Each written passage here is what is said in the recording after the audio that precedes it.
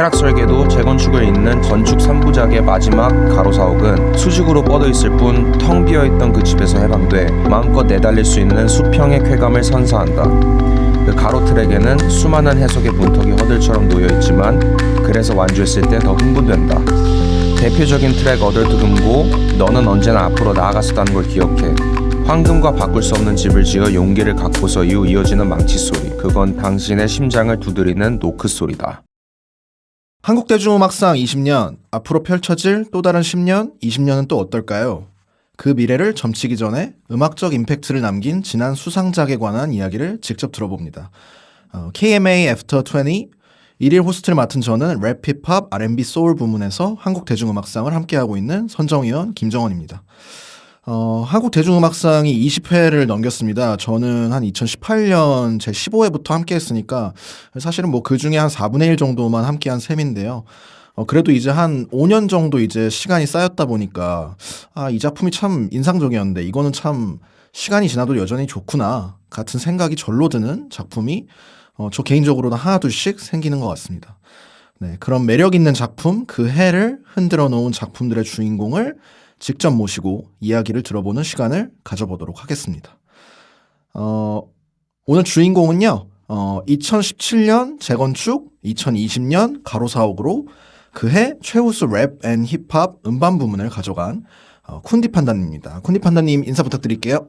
안녕하세요. 쿤디 판다입니다. 반갑습니다. 네. 벌써 이제 상을 받으신 지가 뭐 2017년이면은 6년 전이고 또 이제 가로사옥은 3년 전이에요. 네. 그래서 일단은 그때 받으신 트로피를 지금 어디다 두고 계신지 궁금하거든요. 제가 알기로 재건축은 뭐 비양님이 이태원에서 운영하고 계시는 테이프에 뭐 상을 갖다 줬다 뭐 약간 이런 얘기를 인터뷰 때 하셨던 것도 기억이 나는데 지금 그 트로피들 지금 어디 있나요? 우선 그 재건축의 트로피는 아직도 그 비양형 카페 테이프에 있는 걸로 저도 알고 있고요. 그때 비양형도 욕심을 안 냈지만 저도 더 욕심을 안 냈던 게 이제 음악 앨범을 처음 만들어 보는 입장에서 비양형의 도움이 공이 훨씬 그 앨범을 만들 때 제 어떠한 노력보다 비양형이 차지하는 부분이 훨씬 커서 당연히 비양형한테 드렸던 것 같고, 그리고 저 솔로 작품으로 받았던 거는 원래는 부모님 본가에 갖다 두려고 했었는데 올해 제가 정규 2집 콘서트를 할 때 네. 이제 영상 여러 가지 찍어가지고 좀 이렇게 콘서트 당일날 촬영한 걸 보여주느라고 네네. 그 장면들 중에 이제 한대음 트로피로 이렇게 수를 따르는 그런 영상을 찍기 위해서 제가 갖고 왔었다가 네. 이제 아직 제 집에 있게 된 상황이거든요. 근데 저도 정확하게 어디 있는지는 사실 네, 집에 있습니다. 어딘가 구석에 박혀 있다 뭐 약간 이렇게 박혀 있진 않고요. 구조상 그럴 순 없는데 제가 네. 조그마한 것들은 그렇게 많이 네. 신경을 쓰고 두는 편이 아니어서. 그 수를 따라서 드시는 퍼포먼스를 했다는 건 아마 약간 드레이크가 그래미 그 시상식의 트로피를 그 안에다가 샴페인을 담아서 마시는 약간 그런 느낌이랑 비슷하게 생각을 하시고 뭔가 하신 걸까요? 그쵸. 사실 그 정확한 레퍼런스는 아니지만 지금 말씀하신 게 사실 트로피라고 하는 것 자체가 컵의 모양인 게 되게 크잖아요. 그쵸. 뭐 어떤 트로피든. 그리고 한대음 트로피도 굉장히 저는 그 조형적으로 근사하다고 생각하는데 그 비어있는 부분이 되게 깔때기의 모양이랑 비슷하다고 생각을 해서 그렇죠. 그게 약간 그런 식으로 하면은 좋겠다. 근데 실제로 영상에서 쓰인 어떠한 의미는 어떤 자축한 느낌보다는 상을 받은 게 어떤 부분에서 독이 됐는지 이런 거를 연출을 하기 위해서 약간 폭탄주 같은 거 섞는 느낌으로 이렇게 좀 표현을 했던 것 같습니다. 그럼 술이 뭐가 섞였나요? 혹시 거기에? 많이 섞이진 않았어요. 그냥 뭐 여러 가지 술을 섞고 심지어 그 술을 마시지도 않았고 그냥 어떤 연출이었죠. 그렇군요. 네. 이게 보면은 사실 이런 아티스트도 찾기가 그렇게 쉽지 않아요. 생각해보면 6년 동안 이제 뭐 워낙 앨범을 많이 내시기도 하지만 그 중에 가장 대표적인 작품 두 개가 둘 다 그의 랩 앤 힙합 음반 부문을 받았다. 그래서 사실 이 두 번 수상하신 게 굉장히 좀 이례적이지 않나라는 생각이 드는데 어쨌든 궁금한 점은 뭐 2018년이랑 2021년에 시상식이 있었을 때 이 수상했을 때의 느낌이 좀 서로 달랐을 것 같아요. 그래서 뭐 하나는 아마도 22살 때 내신 앨범으로 받은 걸로 기억하고 또 이제 하나는 한 25살 정도겠죠? 24살? 그쵸. 그쯤에 네, 내신 앨범으로 받은 건데 뭐 또 약간 연령대도 좀 다르다 보니까 각자 이제 받았을 때 느낌이 어땠는지가 좀 궁금한데요. 네. 우선 재건축을 받을 때는 제가 그 전에 어떠한 오피셜한 발매 활동을 한 적이 없었던 래퍼였고요. 그래서 지금 와서 생각해 보면은 저는 사운드 클라우드라는 무료 음원 업로드 그런 플랫폼 기반으로 활동을 하던 래퍼였는데 네. 지금 와서 생각해 보면 아 그때 너무 그 사운드 클라우드에 오래 있었나? 진작에 그러니까 옛날 걸 들어보면은 아 이거 발매했어도 퀄리티는 지금 들으면 좀 아쉽지만 그래도 사람들이 좋아했을 것 같은데 네. 이런 것들이 있지만 그런 엄청나게 긴 시간을 보내고 나서 처음으로 발매한 게 재건축이었단 말이에요. 그래서 재건축을 낼 때는 제가 정말 아무것도 모르던 상황이었고 뭐 그게 비단 음원의 어떠한 뭐 수익이나 저작권 이런 것뿐만이 아니고 네. 어떻게 보면은 진짜 신이 어떤 식으로 굴러가는지에 대한 게 아예 아무것도 모르던 상황이었거든요. 네. 그냥 랩만 할 줄 알고 랩만 했던 사람이었던 거네요. 어떻게 굉장히 피상적인 어떠한 그림들이 있었어요. 근데 제 생각에는 랩 좋아하는 래퍼가 되고 싶은 꿈나무들이 다 가지고 있는 딱 그 정도의 피상적인 이미지였던 것 같아요. 네. 내가 언젠가 내가 좋아하던 래퍼들이랑 무대에 설 거고 앨범을 내고 누군가가 뭐 SNS로 홍보를 해주고 듣고 좋아서 뭐 팔로우를 해주고 뭐 이 정도의 어떠한 그림 아니었을까 싶은데 네.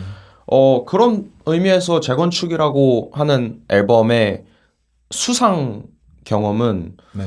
저한테 있어서 환상을 많이 깨줬던 경험이었죠. 왜냐하면 어쨌든 상을 받았고 네. 당시의 후보들이 제가 듣고 좋아하던 래퍼들을 제가 제치고 한국에서 어쨌든 유서가 깊은 상을 받게 된 것이라고 네. 당시에 이렇게 생각을 했었는데 네. 결국은 그 이후에 사람들이 커뮤니티에서 제 앨범에 대한 이야기를 조금 하는 건 있었으나 그 반응이 굉장히 미비했고 저라는 사람이 그렇다고 어떤 씬의 일원이 되는 어떠한 느낌보다는 이제 막 올라오는 그런 느낌? 뭐 이랬던 그런 느낌이어서 좀 이렇게 제가 기대했던 것만큼 배부른 경험은 아니었어요. 근데 또 생각해 보면은 동시에 그게 굉장히 배부른 생각이었다고 생각을 하는 게 마치 앨범 하나로 제 인생이 인생 역전 될 거라고 생각하는 것 자체도 사실 되게 거만한 생각이고 네. 그리고 그 상이라고 하는 걸 자체의 권위에 어떤 굉장히 의지를 했던 사람이었을 수도 있는 거죠. 근데 그게 아니고 사실 그걸 잘 하고 나면 그 이후에 뭘 어떻게 하냐가 더 중요하잖아요. 네, 그렇죠. 근데 그거를 좀 그런 것까지 생각을 못 하고 아무것도 몰랐으니까. 그랬었던 기억이었고요. 재건축은. 네. 가로 사옥은 오히려 그 이후에 제 거를 계속 만들어 나가면서 어느 정도 그 경험이 쌓이다 보니까 네. 상을 받았을 때 이제 기분 좋은 부분만 딱 기분 좋을 수 있고 너무 허물키지 않는 방향으로 생각할 수 있는 어떻게 보면 예방주사를 재건축 수상 때 했기 때문에 가능했던 것도 있겠죠. 아무래도. 그래서 약간 예습을 하고서 가로사옥 때는 좋은 부분만 가져가고 네. 다른 어떤 어떻게 보면은 좀 안 좋은 생각이나 혹은 괜하게 생각할 법한 네, 어떤 네. 부정적인 생각들은 굳이 안 하게 됐다 뭐 이런 말씀이시겠네요. 네, 그렇죠. 어쨌든 그렇게 이제 누군가한테는 상을 받는 것 자체가 굉장히 한 목표 중에 하나일 거고 그걸 부정하고 싶은 생각은 전혀 없으나 네. 이제 저는 운이 좋게도 그거를 한 번 받았었고 두 번째 받는 상황에서 그거에 대해서 괜히 제가 의식하면서 내가 더 우월해 뭐 이런 생각도 그렇고 이거 아무것도 아니야라고 생각을 할 필요가 전혀 없는 거죠. 그냥 주셨으니 감사히 받고 네. 내 것 나 똑바로 하자 앞으로도 이런 느낌으로 생각을 하게 된 거죠. 좀 더 약간 어떻게 보면은 객관적으로 혹은 이제 좀 더 건조하게 받아들이는 느낌이기도 하네요. 맞아요. 그 건조한 태도를 계속 유지시키려고 노력을 되게 많이 해요. 그렇군요. 네.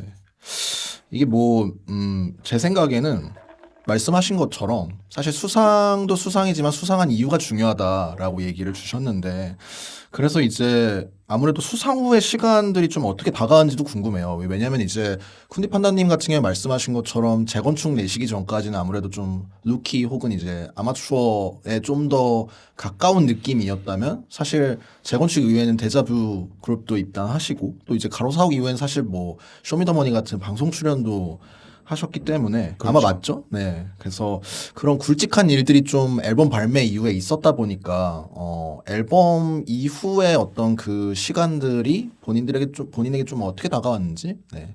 그런 게 좀 여쭙고 싶네요. 네. 수상 이후에요? 아니면은 그렇죠. 수상을 하신 다음에 뭐 여러 가지 어떤 본인의 커리어에서 일어났던 일들이 있을 거 아니에요. 그 일들이나 혹은 그 일들을 겪으면서 다시 뭐 나중에 내 작품을 다시 들어봤더니 이 작품이 이렇게 나한테 또 다가온다 이런 느낌이 들 수도 있을 것 같고요. 네. 너무 많은 일들이 있고 사실 제가 어떤 음악을 하는 음악 인생이 사실상 제 인생의 어떠한 뭐 3, 40%를 차지하는 그런 사람이 아니고 저는 제 인생의 대부분을 음악하면서 쓰는 사람이기 때문에 사실 이제 수상 이후에 어떤 경험들이 있었냐 하면 제 인생 전부를 다 얘기하는 거랑 다름이 없거든요. 그래서 그냥 조금 축약해서 얘기를 하자면 네. 우선 굉장히 많은 종류의 사람들을 만나게 되었는데요. 그 사람들이 다 각자의 장점이 있는데 그 자존감이 낮은 사람일수록 가지지 못한 것에 대한 불만을 좀 많이 토로하는 걸 좀 많이 봐왔고요. 근데 이제 재건축 같은 경우에는 진짜로 재건축을 받은 쿤디 판다가 어떻게 보면은 한국 대중음악상이라고 하는 상과 앨범의 퀄리티 이런 것만 가지고 있던 이 아티스트의 크레딧에 그런 것만 가지고 있었던 사람이고 네. 유명세는 하나도 없었고 어떤 코어 팬도 많이 없었거든요. 근데 어떤 코어 팬을 가지고 있는데 딱히 유명하지 않은 사람을 만나게 됐을 때 되게 그 유명세에 대한 염세적인 발언들도 들어보고 또 엄청 유명한 사람을 만났는데 그 사람은 오히려 상 그런 거 필요 없지 않냐고.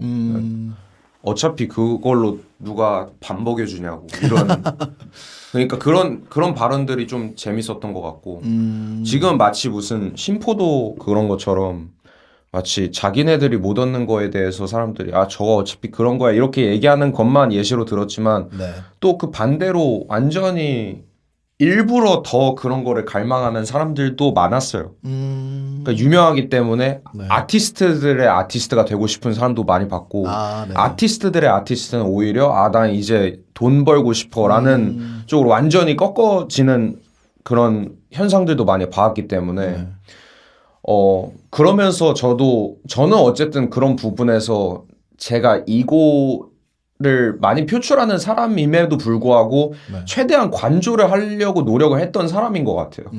어쨌든 왜냐하면 많은 래퍼들이 굉장히 자기 이거를 너무 일시적인 순간에 홧김에 내뿜었다가 네. 오히려 조금 그 뭐라고 할까요? 자충수를 두는 경우들을 좀 저는 많이 봐오다 보니 네. 나는 저러지 않고 할 수 있는 방법이 뭐가 있을까 뭐 이런 생각을 좀 많이 했던 거죠. 그리고 그 부분에서는 끊임없이 아까 얘기했던 건조한 태도 네. 플러스 자기 객관화가 너무 필요했던 것 같아요. 그래서 지금도 그러고 가로사옥 냈을 때도 그러고 네. 가로사옥을 냈을 때 제 어떠한 마음이 가로사옥은 진짜 좋은 앨범이다 이거였는데 내자마자 네. 다음 거에 훨씬 더 잘할 수 있을 것 같아라는 생각으로 바뀐 것도 제 생각에는 건조하게 그냥 이 모든 걸 받아들이고 네. 앞으로 나아갈 수 있는 것이 무엇일까를 생각해서 그런 것 같거든요. 그런 것 아닐까 싶습니다. 그렇군요. 뭐 앨범도 당연히 소중하고 내가 낸 앨범이니까 아끼겠지만 어쨌든 앨범을 낸 건 낸 거고 그 다음이 더 중요하다. 네. 그렇죠. 뭐 이런 얘기처럼 느껴지네요. 네. 네, 일단은 뭐 간단한 듯 굉장히 여러 가지 이야기들을 그쵸, 좀 그쵸. 나눠봤는데 곡 하나를 듣고 와서 좀 본격적으로 오늘 나눌 이 두 작품에 관한 이야기 좀 나눠보도록 할게요. 재건축에 대한 얘기를 먼저 할 텐데요. 재건축 수록곡 중에 한 곡 정도를 쿤디 판다님께서 추천을 해주시면 좋을 것 같아요. 어떤 곡을 좀 오늘 들어보면 좋을까요? 오늘 기분이나 뭐 오늘 상황이나 여러 가지를 고려했을 때 어떤 트랙을 들어보면 좋을까요? 저는 재건축 노래들은 하나하나가 다 다른 매력이라 네. 고르기가 좀 어렵긴 한데, 네.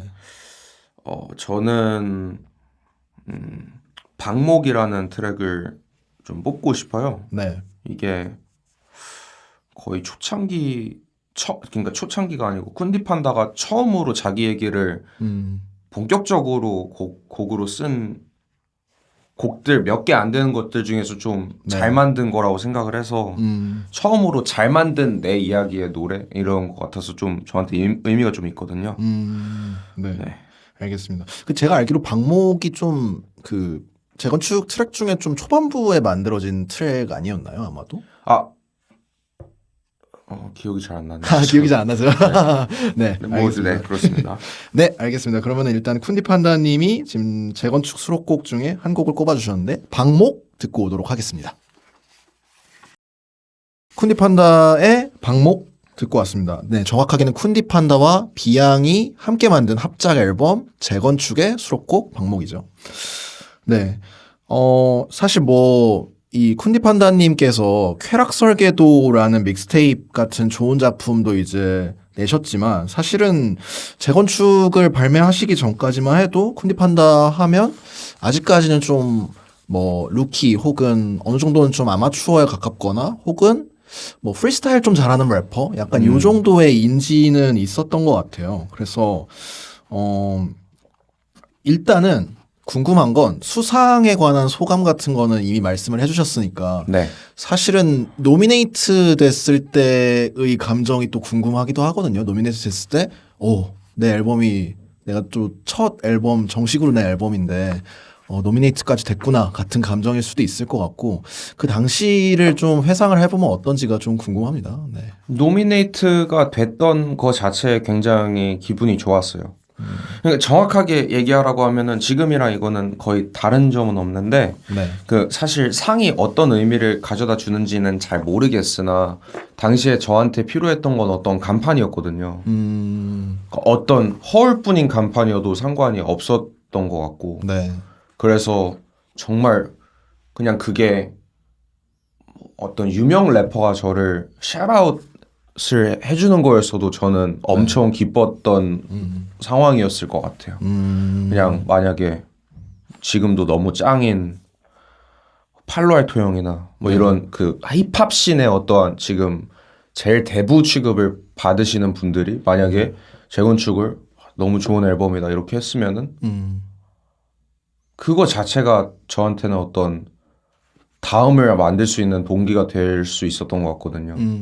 근데 그게 그 후보에 올랐을 때도 비슷한 기분이었던 거죠. 어떻게 보면. 근데 실제로 외부적인 감상은 사실 그렇게 많지는 않았어요. 그리고 당시에 제 친구들도 네. 엄청 그렇게 다 좋은 성과를 보고 있던 사람들이 아니었기 때문에 네네. 그러니까 뭔가 아무리 좋은 소식이긴 한데 약간 그냥 진짜 작은 동네에서 옆집에 대학 붙었대 이런 느낌처럼 그냥 기분 좋을 일인데 뭐 이런 느낌 아니었을까 싶어요. 근데 또 제 바운더리 밖에 있는 사람들은 어땠는지는 모르는 거죠. 제 바운더리 바뀌니까. 그렇군요. 이 주변 분들 반응도 얘기해 주시긴 했는데, 뭐, 함께 앨범 만든 비양님도 그렇고, 또 이제 지금 기준으로 보면 데자부 그룹이나 뭐 서리 멤버분들도 아마 그때도 계속 뭐 보고 지내셨을 거 아니에요. 그쵸, 그쵸. 그래서 그분들 반응은 좀 어떠셨는지 기억이 나시나요? 뭐 다 다르긴 했는데 네. 그래도 어쨌든 좋은 일이니까 다 같이 축하를 해줬죠. 다 같이 축하를 해줬고 네. 어찌 되었던 그 소비가 되고 있는 입장으로서 네. 한순간 한순간 소비될 때가 굉장히 네. 셀링의 차원으로만 본다고 하더라도 너무 소비적이잖아요. 실제로 그 한 번 한 번 뭔가 앨범을 낸다라고 하는 것 자체가 그렇죠. 어떤 뭐 내가 그냥 랩이 좋다고 10장의 앨범을 쭉 내는데 다 반응이 없으면 그거대로 소비가 엄청 심한 거라고 저는 생각하는데 근데 그랬을 때 첫 앨범이 그런 외부적인 네. 이게 크레딧이 생긴다는 거는 네. 처음 소비되는 거 치고 굉장히 큰 결과잖아요. 그래서 그런 부분에서 다들 축하를 엄청 해주셨던 것 같아요. 제가 갑자기 문득 이 생각이 드는 게 재건축의 발매 연월일이 제 기억에 2017년 11월 25일인 걸로 알고 있는데 어떻게 아시고 그걸 어떻게 기억하고 계시죠? 뭐 대본에 써 있으니까요. 그래요? 근데 어쨌든 사실 뭐 날짜까지는 아니더라도 제가 기억을 나는 거는 어쨌든 그 해의 11월에 이제 앨범이 나왔다이고 제가 알기로 사실 어떤 아티스트 분들은 그 시상식이 보통 이제 그 해의 11월까지 수상 후보로 이제 고려를 하다 보니까 12월이 되기 전에 앨범 빨리 내자. 약간 이런 분들도 좀 있는 걸로 알고 있어요. 그리고 특히나 이제 마지막 즈음에 내면 좀 기억에 많이 남다 보니까요. 1월 작품보다는. 그렇죠. 그래서 제가 궁금한 건 혹시 좀 어느 정도 의도를 가지고 11월 안에는 무조건 내야겠다고 생각을 하셨는지. 네. 근데 일단은 제가 발매 날짜를 고른 건 아닌데 네. 그랬을 수도 있다는 생각은 들어요. 네. 이제 당시에 진보영이 발매 날짜도 다 잡아주시고 분명히 이제 앨범 녹음 자체는 8월에 끝났는데 네. 8월에 끝난 것도 심지어 발매 막 더 늦어지면은 발매 날짜 늘어지고 이런 것보다도 네. 이제 그 해 비앙용이 테이프를 열 준비를 하고 있어서 이제 더 끌면은 나 정신 없어지니까 빨리 끝내라 이런 거였거든요. 네. 그래서 겨우겨우 8월에 끝내고 그랬어서 모르고 아마 비앙 형도 그 실제로 그 의도가 있었는지 모를 거고 진보 형이 알라나 모르겠네요 저도. 그렇군요. 네. 네. 이제 뭐 좀 약간 본격적으로 재건축 좀 작품, 음악적인 얘기 좀 더 해보려고 하는데 일단은 제목 자체에 일단 건축이라는 단어가 아예 들어가 있고 사실 네. 이 건축이라는 게 쿤디 판다님의 어떤 개인 커리어에서 되게 좀 중요한 컨셉이라고 할 수 있을 것 같아요. 그래서 뭐 여러 매체에서 어느 정도 이야기하셨겠지만 이 재건축을 기준으로 봤을 때 당시에 이제 좀 컨셉에 맞춰서 앨범을 준비하는 과정 그런 게 좀 네. 어땠는지 좀 궁금합니다. 우선 이 건축이라고 하는 거를 어떠한 이 키워드를 어떤 컨셉으로 잡고 가자 뭐 이런 생각보다는 제가 원래 어떤 말을 할 때 비유를 할 때나 어떤 제 감정 상태 뭐 이런 마인드맵이라고 하는 걸 표현을 할 때도 제가 공간에 굉장히 비유를 많이 하는 사람이더라고요. 그래서 본격적으로 비유를 많이 하는 작사를 하기 시작할 때 너무 자연스럽게 그런 공간적인 비유가 많이 있었어요. 네. 키워드가 그래서 자연스럽게 나왔던 것 같고 재건축도 어떻게 보면은 어떤 앨범의 내용 이런 거를 쓰자보다 네. 당시에 제가 그냥 너무 계속 고루하게 똑같은 작업과 뭔가 아까 얘기했던 것처럼 사운드 클라우드에서 제가 활동 막 계속 하는데 사운드 클라우드로 뭔가 실제로 빛을 보지 못하고 막 이런 상황에서 제가 뭔가 현상 유지를 계속 하고 이게 언제까지 지속될지 모르고 점점 뭐 당연히 어린 나이였지만 그래도 이제 성인인데 네. 내가 과연 언제까지 이거를 이렇게 유유자석하면서 현상 유지를 할 수 있을까에 대한 그러니까 제 스스로가 지금 현실에 뭔가 안주하는 것에 대한 불안함이 있었어요. 네. 근데 그러다 보니까 안 돼. 나를 아예 다시 고쳐야겠어. 하는 생각을 하다가 우연찮게 나온 단어가 재건축이었고 그 재건축이라는 단어가 나오고 나서 내가 그럼 이런 얘기를 담을 거야 해가지고 세부적인 트랙 내용들을 정리를 했던 것 같아요. 그리고 사실 뭐 비트나 이런 거는 이때 당시엔 제가 비트에 관여를 전혀 하지 않았기 때문에 네네. 비앙 형이 그냥 완전히 그 재건축이라는 컨셉과 이런 걸로 이렇게 하면 좋겠다 해서 보내줬던 것들 중에서 제일 좋았던 걸로 제가 고른 거고 비앙이 고른 비트들도 있고요. 네. 네, 그런 식으로 했던 것 같아요. 공간적인 개념이 많이 떠오른다, 머릿속으로 떠오른다고 얘기하셨는데, 그럼 그런 지점이 아마도 재건축에 뭐 예를 들면 싱크홀 같은 트랙도 있고, 또 네. 혹은 이제 국제도시 같은 트랙도 사실은 뭐 어떻게 보면 좀 공간적인 개념이 포함된 거잖아요. 제목이라든지 아무래도 컨셉. 그렇죠. 네. 아마 그런 면들이 좀 많이 작용을 한 것 같아요. 네. 네, 그 뭔가 그 트랙마다 세부적으로 뭐 국제도시나 싱크홀이나 이런 게 사실 공간을 요하는 어떠한 것들이잖아요. 네. 근데 뭐 그런 것도 당연히 그렇지만 제 생각에는 그 감정을 표현을 할 때도 뭔가 그 저희가 보통 얘기할 때 안과 밖을 나눈다든지 네. 그러니까 내 안에 있는 감정과 밖에 있는 감정 이렇게 나누는 것도 저는 다 공간에 의한 거라고 생각을 해서 울타리를 정하고 네. 이 안에 있는 얘기를 표현을 해준다는 것 자체가 이미 네. 한번 공간을 보여주는 어떠한 행위라고 저는 생각을 하는 거죠. 여기가 바뀌고 여기가 아니야. 자 이제 안에 얘기를 해줄게. 자 밖의 시선은 이런 거야. 이런 식으로 하는 게. 근데 그런 게 자기 얘기를 쓰는 힙합에서 굉장히 좀 유용한 기술이 아니었나 싶습니다. 그럼 이제 그 설명을 듣고 보니까 조금 전에 저희가 듣고 온 박목이란 트랙도 굉장히 그런 면이 있는 제목이네요. 네, 그렇죠. 아무래도 다 연결이 돼 있는 것 같아요. 이렇게. 그렇군요. 그 비트 초이스 관련해서도 조금 전에 얘기를 주셨는데, 네. 뭐 비양님이 고른 비트도 있고, 또 이제 그때 당시에는 비트에 좀 그런 어떤 프로덕션 측면에서 고려를 많이 안 했었다, 뭐 혹은 이제 참여를 많이 안 했었다라고 말씀 주신 것 같아요. 그래서 네. 예전에 하셨던 인터뷰를 보면 이제 재건축에서 좀 랩의 어떤 사운드적인 거나 스킬적인 측면에서 약간 좀 희생하거나 좀 양보하는 면이 있었다라고 얘기하신 적이 있었는데 네. 이제 한 6년 지났으니까 지금 와서 좀 그때 당시 재건축에서 쿤디 판다가 뱉었던 랩을 들어보면 어떤 느낌이 드시는지가 좀 궁금해요. 네. 그 희생을 하면서 뭔가를 했다라는 그 인터뷰 저도 기억을 하는데 네. 그 재건축은 진짜 말 그대로 그러니까 이게 어떤 앨범의 의도라는 얘기가 아니고요. 네.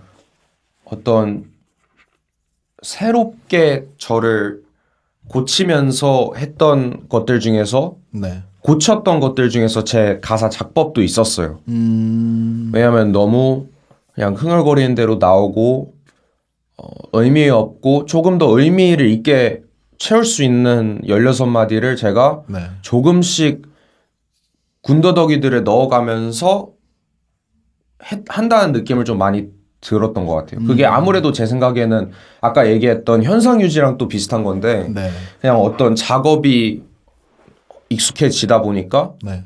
그냥 비트 틀어놓고 제가 가사를 쓸 때 늘 똑같은 단어 선택이 나오고 늘 비슷한 이 리듬을 위한 단어들이 나오는 거죠. 그게 뭐 영어일 수도 있고 한국어일 수도 있고 보통 근데 그게 심지어 또 영어였던 것 같고 영어가 저 또 쉬운 사람이니까 네.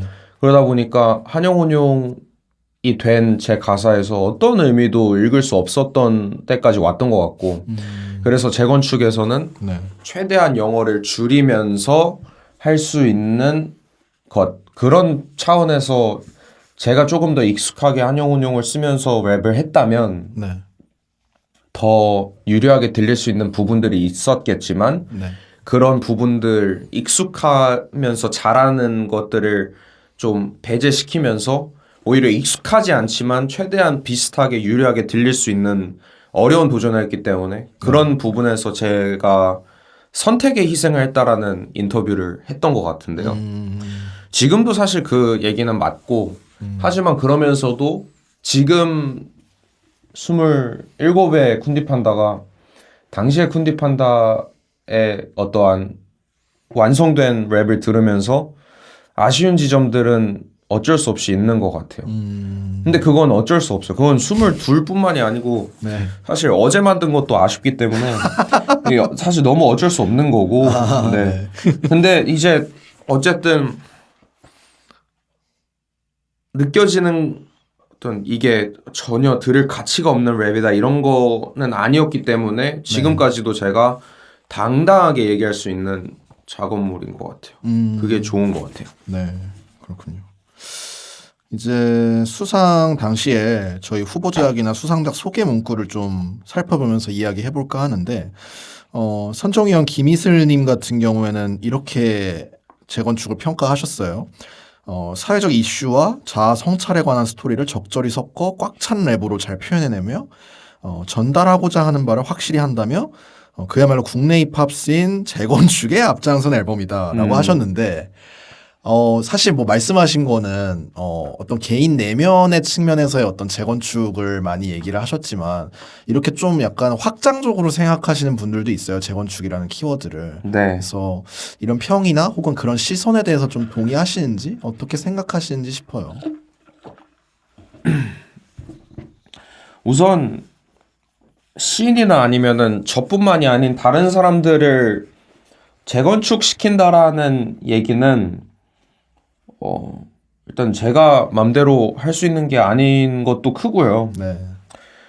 근데 그런 생각은 당연히 있었죠. 제가 어떤 이 당시에 제가 굉장히 많이 몰입해 있던 단어 중에 하나가 계몽인데 결국은 내가 내 얘기를 효과적으로 잘 풀어냄으로써 내 걸 듣는 사람들이 자기의 삶을 한번 들여다봤으면 좋겠다. 근데 그게 뭐 지금 그게 국내 힙합 씬이든 씬에 있는 래퍼들이든 그 밖에 제 걸 듣고 좋아하게 된 팬이든 사실은 대상이 다를 뿐이지 비슷한 거라고 생각하면 이것도 동의하는 부분인 거죠. 네. 근데 어떤 막 내가 이걸로 세상을 바꿀 거야 이런 것까지는 아예 없었던 것 같아요. 그럴 수 있던 자신감이 일단 없었어요. 뭔가 막 제 음악에 너무 자신감이 차 있어서 이거 내면 다 끝장나 뭐 이런 생각이 아예 없었고요. 네. 이거 어떻게 될라나 이 생각을 너무 많이 했었던 것 같아서 네, 그렇죠. 그렇군요. 약간 이런 지점도 좀 궁금한 면이 있네요. 이게 사실 네.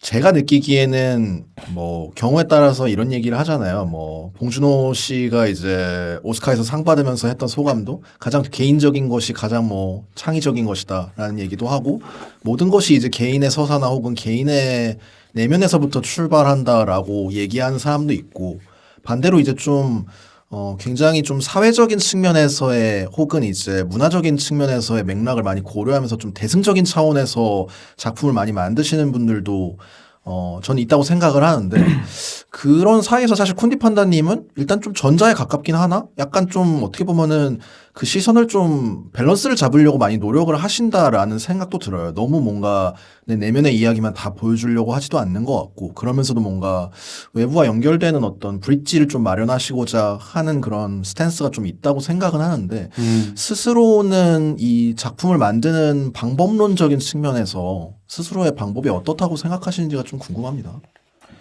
얘기하셨던 어떤 제일 개인적인 것이 제일 창의적인 그 이야기가 네.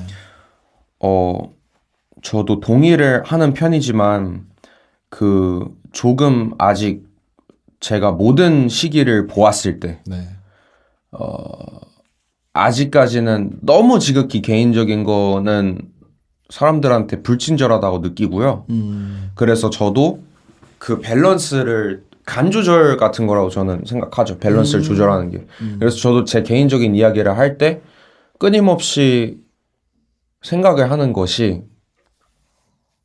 이걸 이렇게 썼을 때 과연 듣는 사람으로 하여금 비슷한 경험이 있을 것이냐 없을 것이냐 이런 거죠. 그 통상적인 어떤 반응들 있잖아요. 만약에 저희가 지금 이 공간에서 네.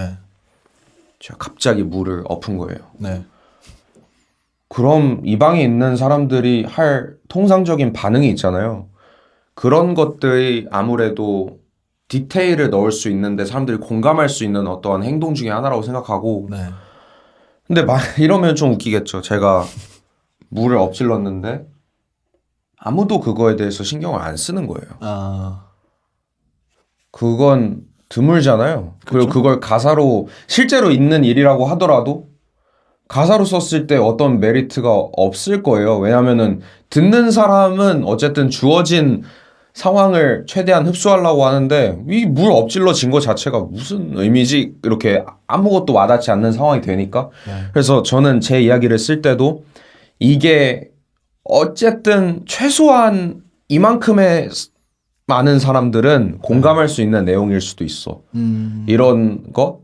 근데 그게 뻔하지 않는 어떠한 그게 제가 얘기했던 간주절인 거죠. 뭐 제가 막 누구나 공감할 수 있는 이야기를 제가 무시하는 건 아닌데 네. 누구나 공감할 수 있다는 거는 개인적인 거에 정반대잖아요. 그렇죠. 그래서 어떻게 보면은 그 말에 동의하는 입장으로서 네. 누구나 공감할 수 있는 건 또 창의적이지가 않게 되는 아이러니가 있단 말이에요. 네.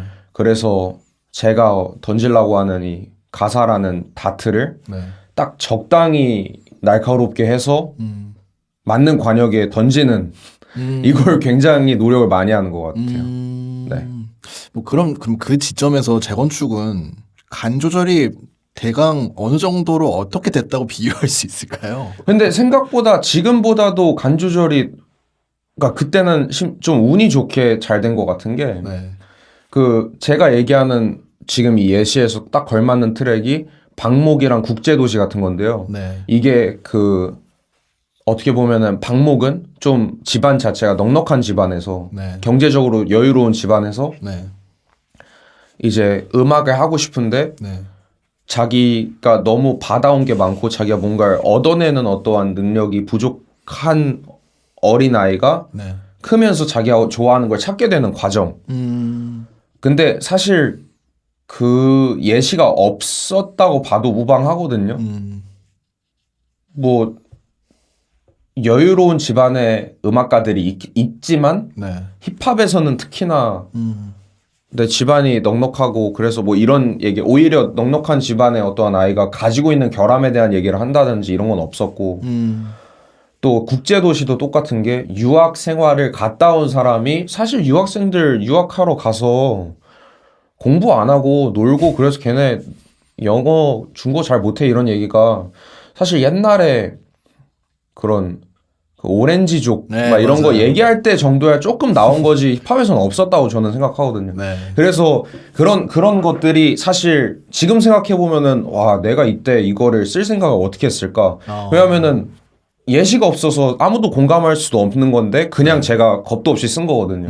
근데 생각보다 유학을 갔다 온 친구들이 그런 거에 대해서 굉장히 공감을 많이 표해줬었고 맞다 이거 맞다 한국 애들 진짜 공부 잘 안 하는 애들 많다 이런 거 그런 게 좀 운이 좋았던 것 같고 가로사옥 같은 경우는 오히려 간조절 그러니까 딱 예상한 만큼의 공감이었던 것 같아요.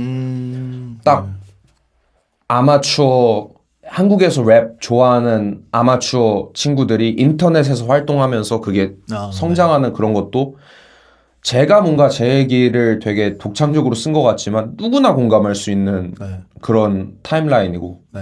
그리고 자기보다 먼저 성공을 해서 뭔가 잘 돼 보이는 친구에 대한 열등감, 질투 누구나 있을 수 있는 거잖아요. 그렇죠. 그러니까 그런 것들이 조금 주제 선정이 있어서 재건축에 비하면은 도전은 덜 한 거죠. 하지만 도전을 덜 했지만 여전히 독창적으로 풀 수 있는 능력이 그때 또 생긴 거고. 약간 재건축은 어떻게 보면은 어떻게 던지면 관역을 정확하게 맞추지를 모르는 상태에서 정확하게 맞춘 셈이고 네, 그렇죠. 가로사옥은 조금 더 이제 이렇게 던지면은 맞네 라는 거를 알고서 맞추신 느낌에 가깝기도 하네요. 맞습니다. 네, 그렇군요. 일단은 뭐 지금 여러 가지 얘기를 나눠보고 있는데 뭐 이런 질문도 한번 드려보고 싶긴 해요. 사실 쿠니판다님이 워낙 이제 다른 래퍼들에 비해서 제가 생각하기에 가사의 어떤 텍스트 양이 굉장히 많은 편이긴 하지만 네. 어쨌든 그 중에서도 이 재건축하면 좀 재건축을 모르는 사람에게 재건축을 들려줄 때 이 트랙 혹은 이 가사가 딱 재건축을 의미한다. 그러니까 이거부터 들어라. 이거를 되새기면서 계속 들으면 좋다라고 할 만한 트랙이나 가사 같은 걸 좀 추천해 주시면 어떨까요? 그 마지막 트랙 네. 그 사실 두 곡이 생각이 나는데 일단 네. 하나만 뽑자면은 네. 마지막 트랙의 양반증후군이라는 노래가 제일 좀 저한테는 뜻이 깊기는 해요. 그게 뭐라 해야 될까? 자기 얘기를 푸는 데 있어서 네. 제일 첫 번째 단계는 자기가 자기 얘기를 푸는 것들 중에서도 자기가 욕을 최대한 먹지 않을 수 있는 이야기를 풀게 되더라고요. 처음에 꺼낼 때. 네. 그래서 뭐 그것도 큰 용기인데 생각을 해보면은 제가 제 이야기를 쓸 때 제일 쉽게 써낼 수 있었던 거는 내가 겪은 남의 이야기. 네. 그럼 남한테 초점이 맞추지 제 이야기는 아니고 네. 심지어 거기에서 제가 어떤 피해를 입은 입장이나 제가 나한테 나쁜 짓을 했다 뭐 이런 이야기라고 하면은 내가 이렇게 힘들었다는 걸 고백하는 용기 정도가 필요하거든요. 네. 근데 그 이상으로 나아가서 내가 사실 이런 모순이 있어를 보여주는 것은 또 다른 용기가 필요하다고 생각을 해서 네. 근데 그게 재건축에서도 양반증후군이 특히나 그런 엑스트라 레벨의 용기가 필요했던 가사들이기도 하고 그게 실제로 어쨌든 나는 그러니까 그 벌스가 세 개인데 세 개가 다 그런 상황을 얘기하는 거거든요. 네. 네. 우리끼리는 우위 나누지 말자라고 하지만서도 나도 어느 순간에 뭔가 서로 간의 우위를 좀 나누려고 하고 내가 막 엠넷 방송 프로그램에 연연하지 않으려고 하면서도 해마다 뭔가 새로 나오는 유명해지는 래퍼들과 신인 있는 아티스트들 보면서 어쩔 수 없이 그 사람과 저의 어떤 무언가를 계속 비교하게 되고 이런 그러니까 제가 가지고 있는 어떠한 추잡스러운 부분을 네. 공개를 할 수 있었던 굉장히 용기 있는 곡 같아서 좋았고 저도 그래서 쓰면서 좋았고요. 그 곡에서 특히나 가사에서 제가 생각했을 때 좀 저한테 아직까지도 적용되는 말은 네. 이게 정확하게는 지금 기억은 안 나는데 네.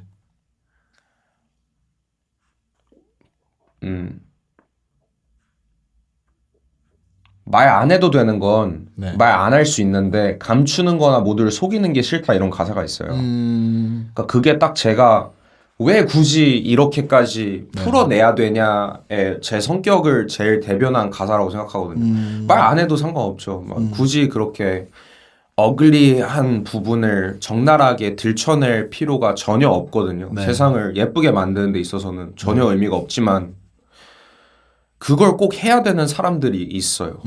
그래야 자기 직성이 풀리고 그게 또 어떤 순간에는 굉장히 꼬이고 음침한 구석이라고 생각할 수 있지만 그게 또 창작이라고 하는 행위를 만났을 때 생기는 정말 묘한 매력 이런 거라고 생각을 해서 저는 그런 게 좀 잘 보이는 트랙이 양반증후군인 것 같습니다. 확실히 그 뭐랄까 이 래퍼 분들을 포함해서 뭐 사실은 보통 래퍼라고 하면 플렉싱하고 뭐 스웨깅하고 되게 본인에 대한 것을 과시하는 것에 대한 초점이 되게 많이 가 있고 실제로 그런 것들에 대해서 많이 용인이 되고 또 그게 하나의 문화잖아요. 문화인데 항상 이제 말씀하시는 걸 들어보면은 나의 어디까지 보여줄 수 있을 것인가. 근데 그것을 얼마나 더 쾌감 있게 보여줄 것인가. 뭐 이런 부분에 대해서 굉장히 집중을 많이 하신다라는 생각이 들고 저는 가끔 쿠니판다님 음악을 듣다 보면은 그런 생각이 들어요. 이 사람은 왜 이렇게까지 자신을 표현하고 싶어 하는 걸까? 네. 그래서 왜 그런다고 생각하시는지가 갑자기 궁금하네요. 사실 저도 근데 그렇게 생각을 하는 부분은 네. 필요 이상으로 한다고 생각을 해요. 그리고 그게 어떤 남들이 함부로 할 수 없기 때문에 내가 오히려 더 나가는 것이 있는 것인가 뭐 이런 의심도 스스로한테 던져보고 했는데 네. 그런 것보다는 이제 저는 가사를 쓸 때 어느 순간 생각을 해보니 저에 대해서 오해를 안 했으면 좋겠다는 생각이 좀 커요. 그러다 보니까 있는 그대로 그러니까 오해라고 하는 건 단순히 나를 나쁘게 생각하고 이런 것뿐만이 아니고 네. 제가 이걸 표현하고 싶은데 이걸 저걸로 해석하는 게 저는 오해라고 생각을 하거든요. A를 B로 A가 좋은 걸 수도 있고 A가 나쁜 걸 수도 있는 거죠. 네. 그러다 보니 어떤 상황을 제가 적을 때 마치 정황을 말해주듯이 내가 지금 이런 상황인데 네.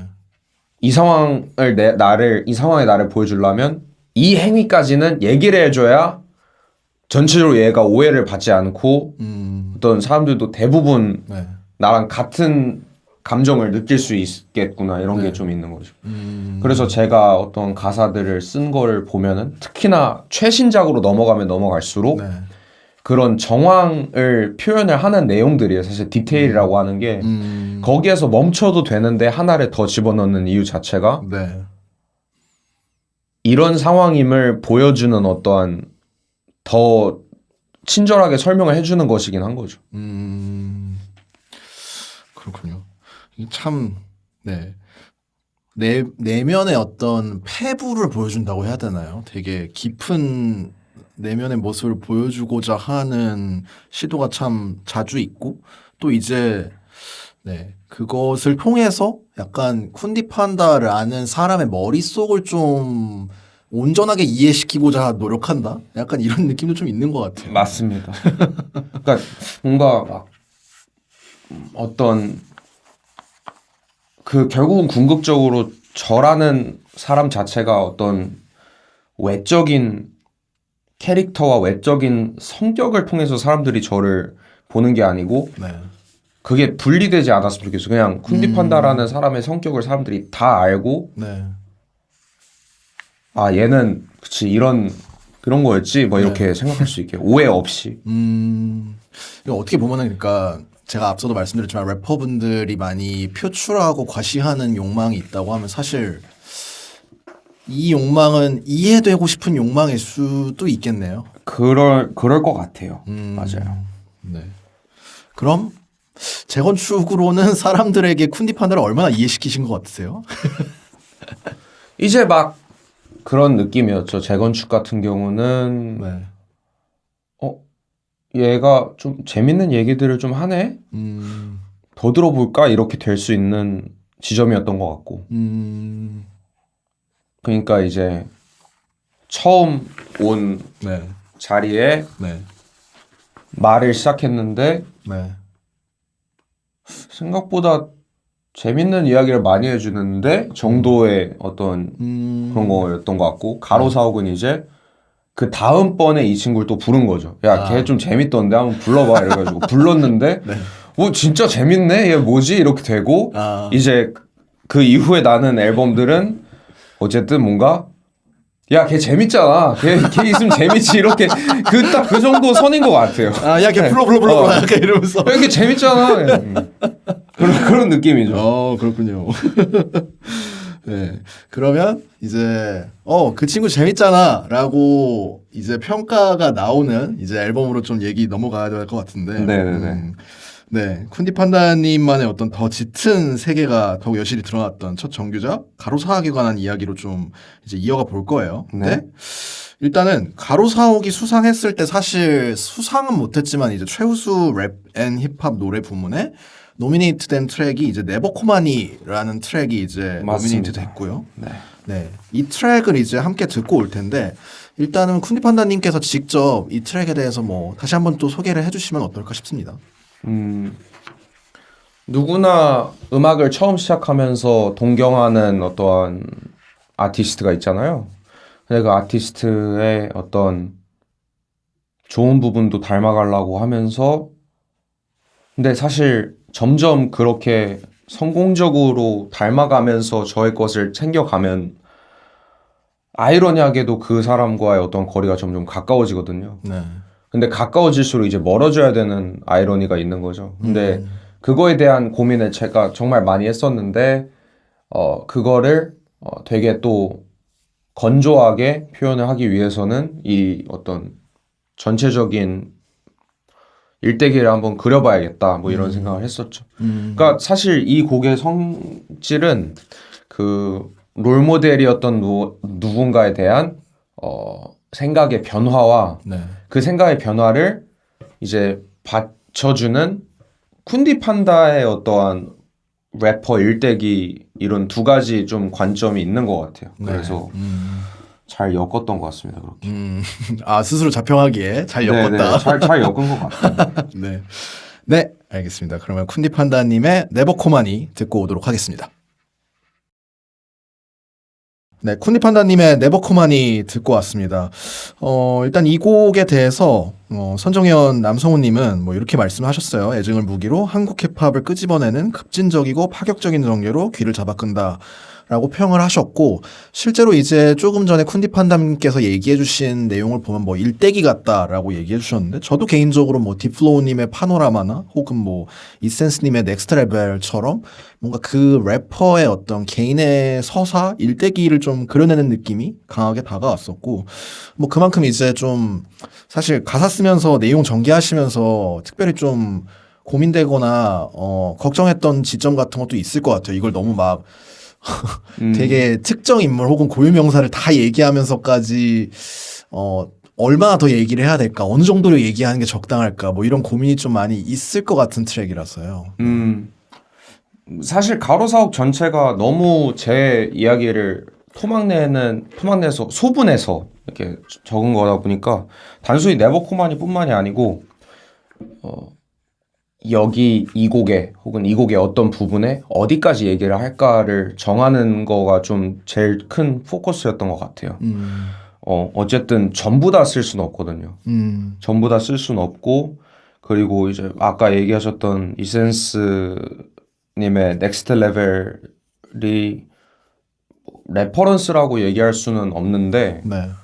그렇죠. 그런 어떠한 계속 다음 스텝에 무엇이 있었는지를 얘기하는 그런 거를 적으려고 이 곡에서 했던 것 같아서 네.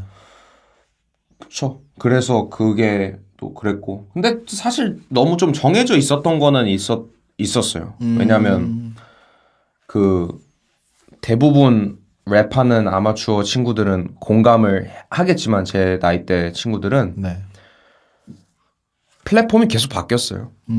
어떤 커뮤니티 사이트의 어떤 잔혹계에서 뭐 네이버 카페가 됐다든지 그게 또 SNS로 넘어오는지 이런 게 좀 너무 딱 한 피리어드를 다 장식하는 심볼이라서 네. 너무 자연스럽게 그 기점으로 얘기를 했던 것 같아요. 요즘 인터넷 공간은 좀 어떻게 전개가 되는 것 같다고 보이세요? 뭐 아마추어 래퍼분들이나 혹은 여러 꿈꾸는 분들이 사실 또 말씀하신 그 네버코마니 가사에 나오는 뭐 랩잡이나 혹은 뭐 네. 힙합 엘리나 여러 군데보다 사실 요즘은 좀 개인 채널의 시대 같기도 해서요. 네. 그러니까 능력이 없으면 제일 힘든 상황인 것도 맞지만 네. 정신만 차리면은 제일 좋은 공간인 것도 맞죠. 어쨌든 하나로 묶일 수 없거든요. 제가 봤을 때 이제 인터넷 공간이라고 하는 게 어떤 옛날의 잔혹계처럼 그 사이트 자체에 어떠한 그 트래픽이 많아져서 네. 전체적으로 이득을 보는 공간이 아니고 진짜 말 그대로 앞서 얘기하신 거에 그 개인 계정이나 네. 그러니까 그 개인 계정들을 팔로우하고 좋아하는 어떤 쉽게 말해서 그 아티스트의 팬들도 너무 이제 많이 나뉘어졌어요. 이제 굳이 얘를 좋아한다고 얘를 다 좋아하고 막 이렇게 되는 게 아니라서 네. 그래서 개인 거를 챙기는 사람들이 살아남는 거라고 저는 생각해요. 아니면은 크루 활동을 해도 상관없죠. 어떤 팀으로 움직이는 거 있잖아요. 네네. 근데 팀으로 움직이려면은 그만큼의 결속력을 또 요해야 되는 거기 때문에 네. 그게 사실 더 어려울 수도 있는 거고. 네. 네. 요즘 시대에서 쿤디파다님이 만약에 이제 좀 데뷔하거나 혹은 뭔가 여러 가지 이 루키 그러니까 씬의 수면 위로 올라오기 위한 활동을 하는 포지션이나 혹은 시기였다면 어떠셨을 것 같아요? 본인이 활동했을 때나 지금이랑 본인의 스타일상 살아남았을 것 같은가? 혹은 어떻게 비춰졌을 것인가 사람들에게. 네. 저는 못 살아남았을 것 같다는 생각은 해요. 정말 좀 저는 시기가 좋았다고 생각하고 아마 20년 지나면은 더더욱이나 이 생각이 확고해질 거라고 생각하거든요. 아, 내가 이때 태어나서 정말 다행이다. 요즘 보면은 너무 정보도 점점 과포화되고 네. 그게 과포화되기 전의 마지막 세대라고 제가 생각을 해서 너무 행운이다. 앞으로 내 후대 친구들은 어떻게 해야 될까? 내 알 바는 아니지. 근데 뭐 참 안타깝구나. 내가 도와줄 수 있는 건 다 도와줘야겠다 이 생각하면서 요즘 살아가지고. 그렇군요. 그래서 실제로 자기 정규 만드는 동생들 중에서 제가 애정이 생긴 친구들은 진짜 제가 최대한 다 도와주려고 하고 하는데 네. 제가 그 친구들 입장이 된다 하면은 아무런 수가 안 보이는 거죠. 이게 더 이상 어느 정도의 뭐 어떤 장점이 내가 있길래 그럴 수 있을까? 뭐 이런 생각. 물론 뭐 그렇다고 제가 시대를 잘 만나서 이렇게 운 좋게 뭐 할 수 있다 이런 건 아닌데 네. 사실 실력에 비해서 여러 가지 외부적으로 작용을 하기 때문에 네. 모든 게 네. 그런 생각이죠. 그렇군요. 네. 다시 이제 좀 가로사옥 얘기로 건너와야 될 것 같은데. 네네네. 그 한국 대중음악상 이제 상 수상을 하실 때 많은 사람을 괴롭히며 만든 앨범이다. 라고 이제 수상 소감을 이야기하셨는데 맞습니다. 뭐 얼마나 많은 사람들을 괴롭혔길래 또 특히나 이제 어떤 사람을 어떻게 괴롭혔는가를 좀 궁금하거든요. 네. 참여진들을 얘기를 한 건데요. 네. 이게 그 참여진들한테 너무 비트도 모르면서 비트를 계속 수정을 요청을 했던 게 제 마음에 제일 걸리고 사실 아직까지도 계속 그러면서 작업을 하는 게 좀 항상 걸리죠. 저는 늘 그렇지만 참여진들한테 항상 좀 죄송한 마음이 좀 커요. 왜냐하면 그 사람들도 결국은 내 걸 도와주고 있는 거지만 자기가 지금까지 음악을 해오면서 가지고 있던 자기만의 정답에 가까운 어떤 것들이 있잖아요. 네. 가치관이라든지 비트를 만들 때 아, 이 비트는 이게 더 쿨한 거야 이런 게 있을 텐데 네. 이제 그게 만약에 방향이 맞지 않는다고 하더라도 제 앨범이기 때문에 도와줘야 되고 네. 그 상황에서 만약에 막 수정을 한 10번 부탁하고 막 이러면은 사실 제가 그 사람들 입장이었으면은 안 도와주고 싶을 것 같다는 생각도 들 수 있다. 뭐 이런 생각인 거죠. 네. 그래서 그런 부분에서 이제 많은 사람들을 괴롭혔다고 생각을 하고 참여진들 분들 중에서는 한 분은 이제 전 같이 이제 만나고 작업을 하는데 이제 네.